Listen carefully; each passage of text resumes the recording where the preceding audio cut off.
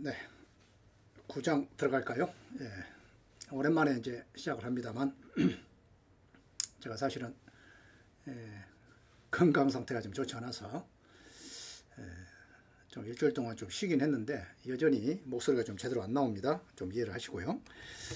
이 강의를 뭐 많은 분들이 듣고 있지는 않은데 필요로 하신 분들이 기다리고 있어서 한 분을 위해서라도 최선을 다해 드리는 것이 강사의 또 저자의 몫이거든요. 그래서 강의를 시작합니다. 잘 들으시고요. 자, 개인 범죄 원인론 중에서 생물학적인 원인이 있습니다. 제가 이제 일반적으로 범죄 원인론을 생물학적 범죄 원인론, 심리학적 범죄 원인론, 사회학적 범죄 원인론 이렇게 이제 세 가지 측면에서 봅니다. 범죄 원인이 그 사람 한 사람의 생물학적, 그러니까 우리가 몸으로 태어난 생물학적 원인이 있느냐라는 측면하고요. 그 다음에 성장 과정에서의 어떠한 심리 기제가 문제돼서 범죄 원인이 생겼느냐, 아니면 사회에서 사회 갈등 관계, 대인 관계 또는 사회적인 구조적인 측면, 하류 계층이냐 아니냐 이러한 차원에서 범죄를 하느냐에 대한 세 가지 측면에서 이제 범죄 문제에 접근합니다. 오늘은 그 중에서 생물학적 범죄 원인론을 보겠다는 얘기입니다. 우선 여러분들이 이렇게 이제 생물학적 범죄 원인론, 심리학적 범죄 원인론, 사회학적 범죄 원인론을 얘기한다는 이 자체는 뭐냐면 실증주의에서 시작되었다 이렇게 보셔야 해요. 자, 고전주의는 뭐라고 그랬죠? 예, 그렇습니다. 사념적이란 말이죠. 사변적이에요.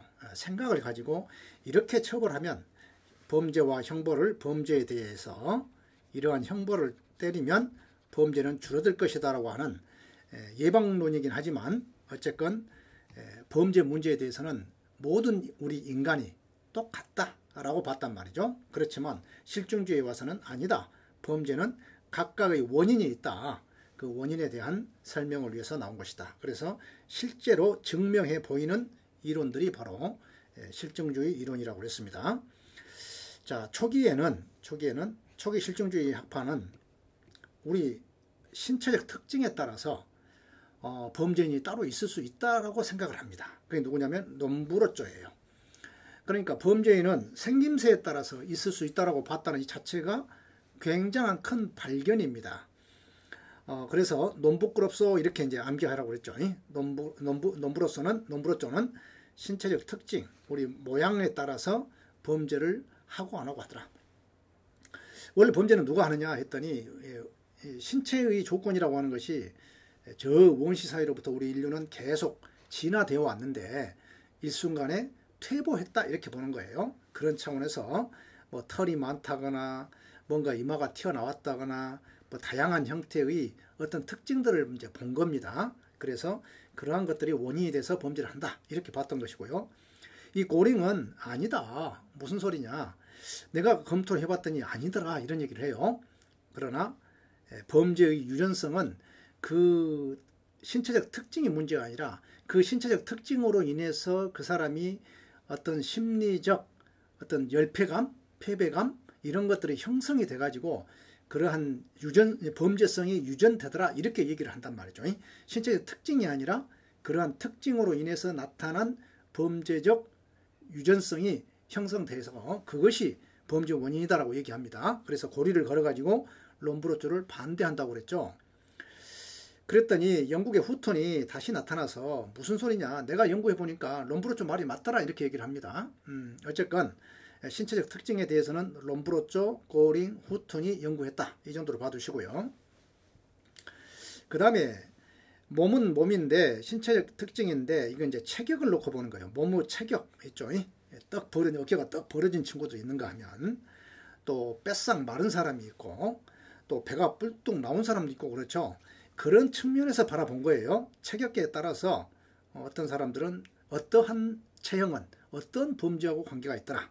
자, 이런 차원에서 크레츠머, 셀던, 귤룩 부부, 꼬르테 이렇게 네 사람이 주요한 연구를 합니다. 뒤에 가서 보겠지만 클레츠머가 주요한 연구를 하고요. 이 셀던과 귤룩은 사실은 서로 이제 부부 관계예요. 하버드 대학교 교수인데요. 이제 셀던은 셀던대로 처녀 시대 때 연구를 했고, 귤룩 부부는 워낙에 유명한 분입니다. 그래서 이제 셀던과 함께 이제 부부가 돼가지고도 계속해서 연구를 하죠. 청소년 비행에 대해서. 그래서 이분들이 갖고 있는 연구 업적은 대단하다. 그래서 500명 그러니까 하버드 대학교 학생 500명하고 소년원에 보스턴에 있는 소년원 500명하고 비교 분석을 한 거예요. 그랬더니 범죄한 아이들이 신체적 특징이 있더라. 이렇게 이제 결론을 내립니다. 자, 꼬르떼. 이름들이 이제 뭐가 있잖아요. 태가 있다, 태가. 몸의 태에 따라서 범죄는 다르다. 자, 뒤에 가서 좀 볼 겁니다. 체격형. 그 다음에 범죄는 그러면 과연 유전하는가? 이런 얘기입니다. 범죄는 유전한가? 그렇게 유전이 되는가를 보기 위해서 하는 연구가 이제 쌍생아 연구, 양자 연구, 가계 연구가 있거든요. 이 쌍생아 연구는 쌍둥이들 보는 거죠. 여러분들 보세요. 일란성 쌍둥이와 이란성 쌍둥이가 있잖아요. 그런데 일란성 쌍둥이들이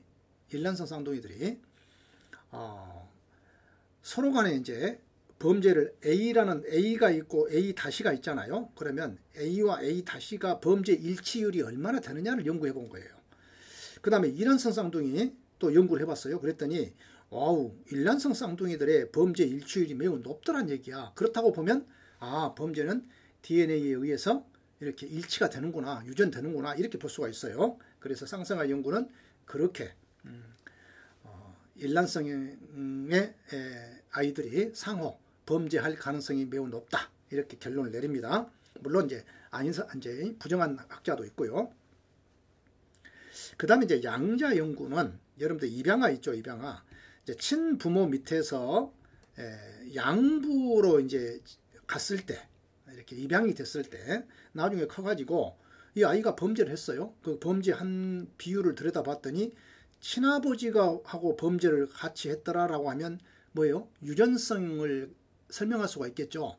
만약에 양부가 범죄를 했는데 그 아이도 범죄를 했다. 그럼 뭐가 돼요? 유전보다는 환경의 영향을 받았다. 이렇게 설명이 되지 않겠습니까? 어쨌건 이것도 연구해 보니까 일반적으로 친아버지가 친부모가 범죄일 때 아이도 범죄의 가능성이 높더라는 거예요. 그 다음에 친부모와 양부가 전부 다 범죄인일 때 높을 수밖에 없죠. 자, 그러한 양자 연구의 결과가 있습니다. 이 가계 연구도 족보를 본 거예요. 족보.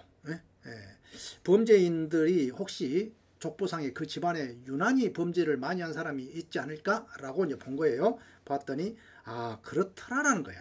그렇더라. 이러한 내용들이 초기 생물학적 범죄의 원인론입니다. 이제 최근에 와서 이제 현대 생물학적 원인이 이제 발달을 하는데요. 이것은 이제 생물학의 발전이죠. 발전에 따라서 다양한 이제 연구들이 이제 나오죠. 자, 성염색체 이상. 우리 이제 상염색체가 있고 성염색체가 있죠. 염색체의 이상으로 인해서 범죄가 많기도 하고 적기도 하더라. 우리가 이제 XX, XY 이렇게 나누잖아요. 이제 여성이고 남성이죠. 그런데 이 XY 중에서도 XYY가 있어요. 초남성이라고 하죠. 남성스러움이 지나치게 높다 이겁니다. 이런 경우에 문제가 생긴 것 아니냐. 자, 위트킨이란 사람은 물론 여기서는 이제 우리 과자 있잖아요. 과자. 과자. 이건 뒤에 가서 봅시다. 자, 그 다음에 생화학적 불균형. 여러분들 호르몬. 요사이 이제 연구가 많이 되다 보니까 우리 몸에 영향을 미치는 이 호르몬이 범죄하고 영향을 미치는 것 아니냐라는 것하고요. 그 다음에 이제 성호르몬. 특별히 이제 남성의 테스토스테론이라고 하는 호르몬이 과다할 때 범죄에 영향을 미친다. 영양과 범죄, 영양 결핍도 문제를 일으킬 수가 있다. 이렇게 보는 거예요. 단순히 배가 고파서가 아니라 영양 결핍이라고 하는 것이 우리 생물학적인 어떤 몸에 대한 영향을 미치고 그 영향을 미친 것이 결과적으로 범죄에 이르가는 영향을 미친다. 이런 얘기죠. 그 다음에 이제 중추신경까지도 이제 발달합니다. 이 중추신경이라고 하는 것은 이제 뇌를 중심으로 뇌와 중추신경이 척수를 통해서 내려오는 이 기관을 우리 중추신경이라고 얘기합니다. 그런데 이 기능이 문제가 있을 수 있다는 얘기예요. 그래서 뇌를 직접 집중적으로 보는 것은 뇌파 검사고요. 그 다음에 뇌 손상이나 기능 장애로 인해서 범죄에 이르기도 하더라. 이게 이제 사실은 생화학적 불균형하고도 연관이 돼 있습니다. 자, 그 다음에 이제 기타 학습 무능력증이나 또 자율신경 조직, 사실은 이 자율신경 조직은 중추신경하고도 관계 있는 거예요. 그래서 어쨌건 최근에는 현대 생물학에서는 이러한 분야까지도 확대되고 있다. 이제 뒤 가서 보시면 알겠지만 이보다 훨씬 더 깊이 있는 이 DNA까지 이제 연구로 확장이 되고 있다. 이 점 기억하시고요. 좀 쉬었다가 계속 보겠습니다.